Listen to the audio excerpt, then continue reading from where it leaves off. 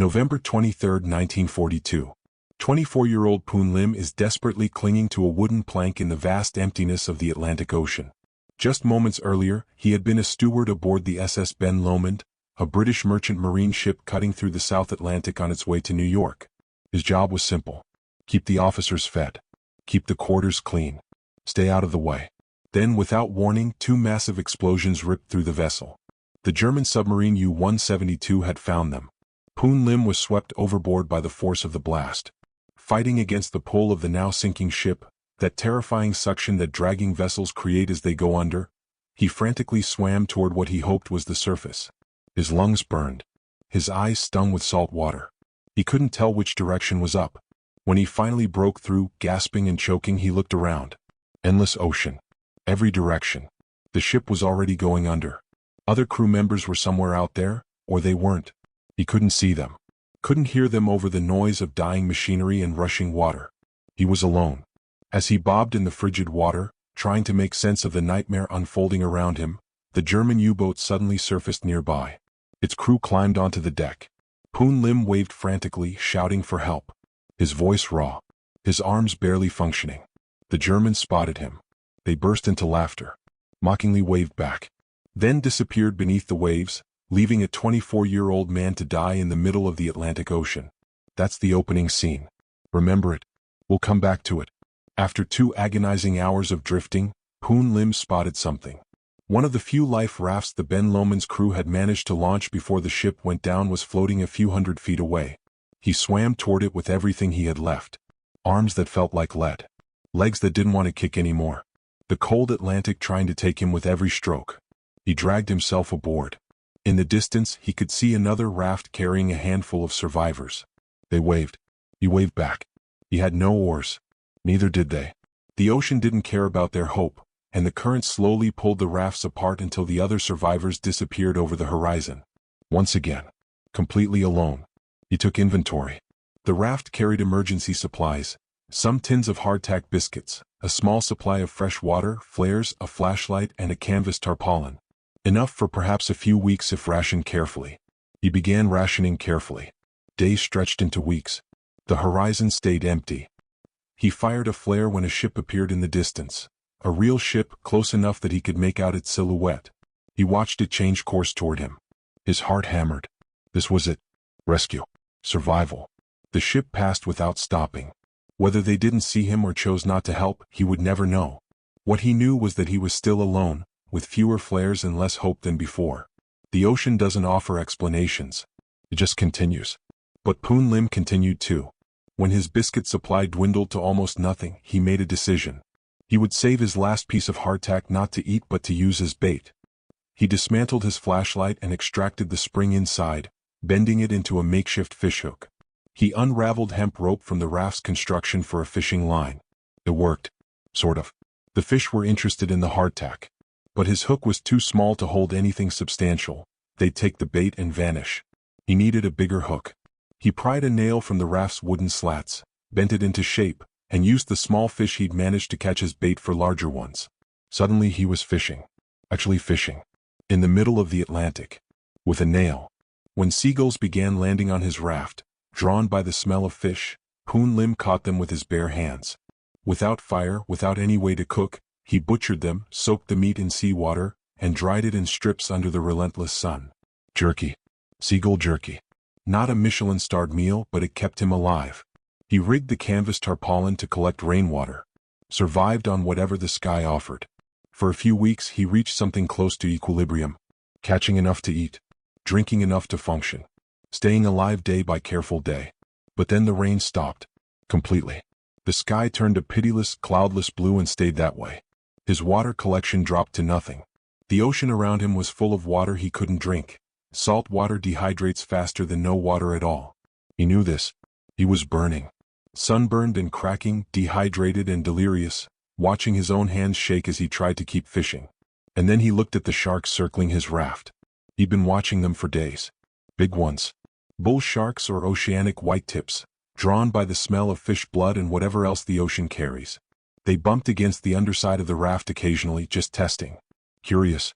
Patient in the way that apex predators are patient when they know their target isn't going anywhere. Poon Lim looked at those sharks and had the kind of idea that only occurs to a man staring directly at death. He built a trap. Using rope, he fashioned a loop that could tighten around something large. He used a piece of canvas as a drogue, a drag anchor of sorts, something to slow a powerful animal once caught. Then he waited at the edge of the raft, lying flat, the rope loop dangling in the water. When a shark came close enough, investigating the raft, Poon Lim grabbed its tail. What followed was not graceful. A barely alive 24-year-old man and a full-grown shark, thrashing and pulling on a raft barely large enough for one person, in the middle of the Atlantic Ocean. The shark's power was extraordinary. It nearly dragged him into the water twice. He beat it with his water jug, repeatedly, hard as he could, until it stopped moving. Then he broke it open and drank its blood. Not delicious, but effective. Shark blood has enough liquid to provide temporary hydration without the fatal salt content of seawater. It bought him time. He ate the meat, used the carcass as bait to catch more fish, adapted, survived. But surviving in the body is only half the battle. The mind is harder. At some point during the 7th or 8th week alone, the days had started blurring. Poon Lim began talking. To himself mostly. To the fish when he caught them. To the ocean occasionally when he felt the need to address something larger than himself. The ocean never answered. That was fine. He wasn't really expecting a response. He scratched marks into the raft's wooden surface to track the days. 1 mark per sunrise. A simple system. A way of asserting that time was passing, that days were distinct things, that he was still a person existing in the flow of normal time rather than some formless, endless present. He kept his marks carefully. It was one of the most important things he did. Then came the second time a German U-boat appeared. It surfaced nearby, close enough that the crew could clearly see him on the raft. Poon Lim waved again the way he had that first day. Arms over his head. The universal signal. The U-boat crew looked at him. Then they dove. No laughter this time. No mocking waves. Just indifference. A man floating alone in the ocean, and they simply submerged and left him there.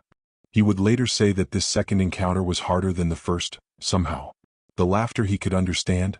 Cruelty has a logic, even a terrible one. But indifference.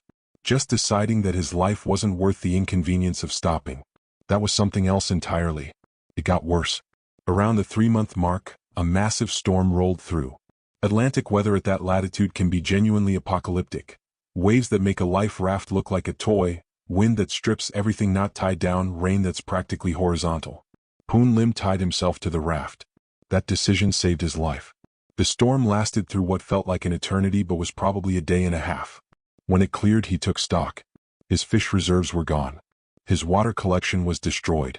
The seagull jerky he'd been storing was washed away.